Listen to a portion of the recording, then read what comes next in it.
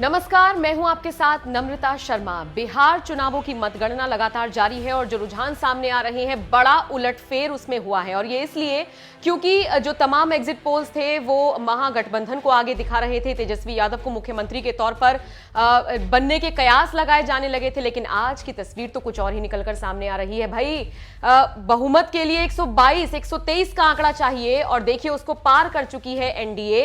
अभी जो लेटेस्ट आंकड़ा सामने आया है उसके मुताबिक एनडीए 131 सीटों पर अपनी बढ़त बनाए हुए है, जबकि आरजेडी या मैं कहूं कि महागठबंधन वो 101 पर अपनी बढ़त बनाए हुए है। हालांकि ऊपर नीचे पल पल ये आंकड़ा हो रहा है, लेकिन एक तस्वीर जो निकलकर साफ तौर पर दिख रही है, क्लियर हो रही है, वो ये कि एनडीए बाकी सभी दलों को पछाड़ते हुए आगे बढ़ रही है।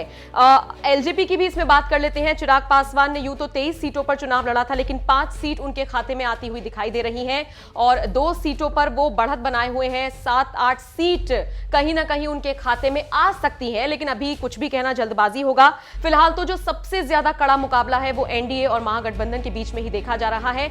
अलग अलग अगर पार्टियों की बात करें तो देखिए ये बड़ा दिलचस्प है कि जेडीयू जो कि वहां की बहुत पुरानी पार्टी रही है, और देखिए अमूमन जब भी हम कंपैरिजन करते आए हैं, जब भी चुनाव होते आए हैं, तो आरजेडी जेडीयू की बात ही हम करते आए हैं। उसमें अगर हम उनका जो परफॉर्मेंस है उसकी बात करें तो जेडीयू यानी कि जो नीतीश की पार्टी है वो कहीं ना कहीं डाउन देखी जा रही है। मतलब अगर हम बात करें आरजेडी के मुकाबले, तेजस्वी यादव की पार्टी सोलो काफी अच्छा परफॉर्म कर रही है, लेकिन फिर जब गठबंधन की बात हो तो बीजेपी का सपोर्ट जेडीयू को मिल रहा है। जो प्रधानमंत्री मोदी ने रैलियां की उसका असर साफ तौर पर देखने को मिल रहा है। यही वजह है कि एनडीए 130, 131 का आंकड़ा फिलहाल बनाए हुए है और अब जो आरजेडी यानी कि जो मैं महागठबंधन की बात कर रही हूं वो भी धीरे धीरे आगे बढ़ रही है। 102 की बढ़त उसको मिल चुकी है।